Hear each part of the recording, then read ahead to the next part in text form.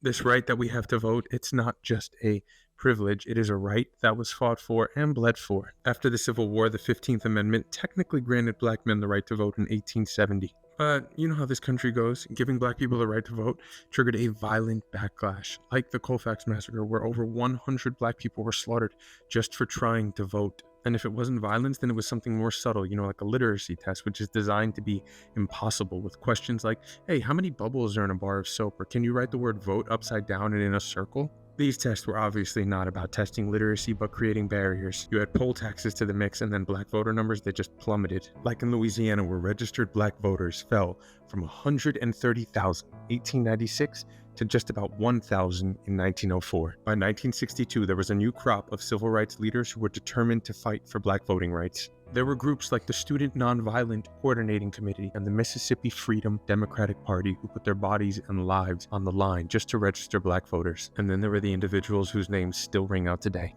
like Fannie Lou Hamer. She was met with death threats, harassment, and jail time just for trying to register black voters. Police beat her so badly that she was permanently injured, but she kept going, famously saying, "I am sick and tired of being sick and tired." There were people like Jimmy Lee Jackson, a young black activist from Alabama, who was murdered by a state trooper during a peaceful voting rights march in 1965. His death fueled the Selma to Montgomery marches less than a month later, leading to the infamous Bloody Sunday. Jackson's death became a symbol for the deadly price black Americans paid for the right to vote. Discriminatory practices based on race weren't banned until 1965, but voter disenfranchisement continues today. Voter suppression tactics haven't disappeared, they have just evolved, gotten new names.